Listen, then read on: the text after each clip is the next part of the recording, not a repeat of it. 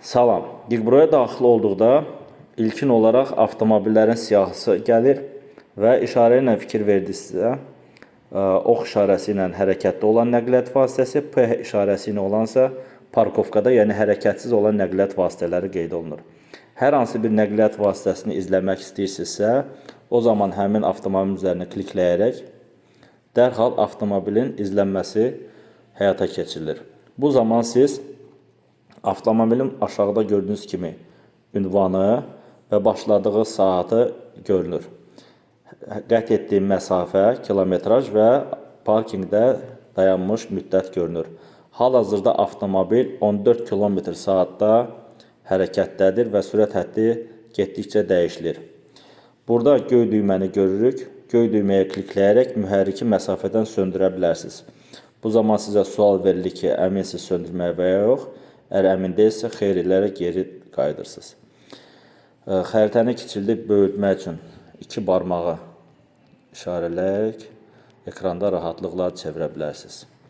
Aşağıda düyməni, xəritə düyməsini seçərək gibrid rejiminə dərhal keçid edə bilərsiniz. Geri qayıdırıq və geri qayıtdıqda aşağıda xəritə bölməsi var.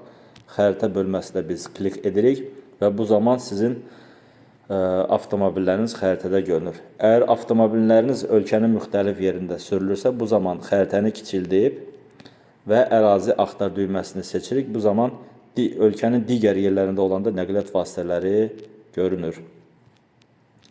Burada hər hansı bir maşını xəritəni böyüdərək onun hal-hazırda hansı vəziyyətdə olduğunu görə bilərsiniz. Parking, hərəkətdə və yaxud işlək dayanmış vəziyyətdə.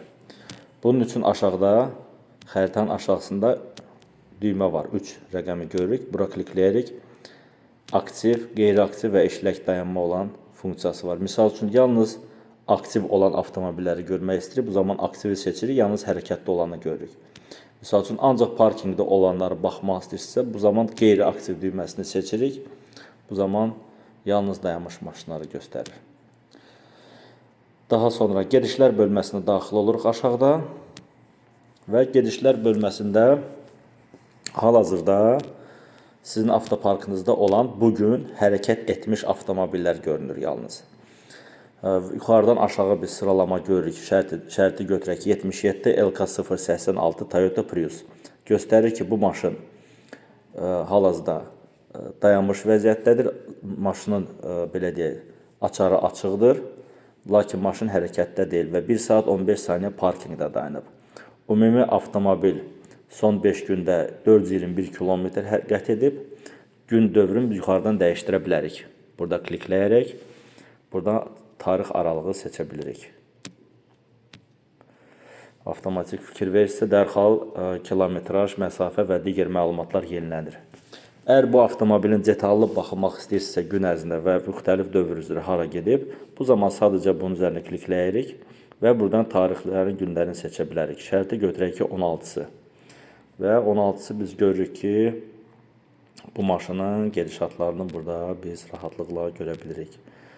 Fikir veririksə, burada müxtəlif qiymətləndirmə xalları var. Qırmızı rənglə və yaşıl rənglə. Yaşıl zonada olanda nəqliyyat vasitəsi səliqəli idarə olunub. Qırmızı zonada olduqda isə təhlükəli. Bunu baxmaq istəyirik ki, şərti götürək. 8500 olan halda baxmaq istəyirik ki, bu ünvanda hansı qaydaları pozulub. Həmin gedişatın üzərinə bir dəfə klikləyirik və gözləyirik ki, gedişat açılsın. Və fikir verirsinizsə, burada cərimələr yuxarıda bölməsi var. Bu cərimələr üzərinə klikləyərək onun cərimələrinə rahatlıqla nəzər yetirə bilərik. Maksimal sürəti olub, bu avtomobil yollarda təyin edilmiş sürətləri keçib. Burada göstərilir ki, sürət həddi yolda 110 olub və o 110-dan yuxarı avtomobili idarə edib. Sürətlənməsi olub, qəfil sürətlənmədən söhbət gedir. Kəskin sürətlənmədən yerlərinə qədər görürük. Və digər cərimələr də ola bilər. Əyləc və manevr. Burada hal-hazırda gördüyümüz kimi yoxdur. Bu səhifəni biz bağlayırıq və geri qayıdırıq. Burada istədiyimiz gedişatları rahatlıqla görürük. Bütün ünvanlar qeyd olunub. Yuxarıda zəng işarəsi var. Zəng işarəsinə klikləyərək sürücünün və ümumiyyətlə avtoparkda olan bütün qayda pozulan sürücülərin cərimələri bura avtomatik olaraq gəlir. Sürət hədlərinin bildirişləri fikir verirsiniz. Və qırmızı kartla aldığı sürücülər hansı ki qayda pozublar, həmin o işarənin üzərində klikləyərək onun cərimələrini burada rahatlıqla görə bilərik. Bütün məlumatlar sistemdə 1 ilə qədər qalır. Parametrlər bölməsinə keçərək Azərbaycan və İngilis dilinə proqramı dəyişdirə bilərik.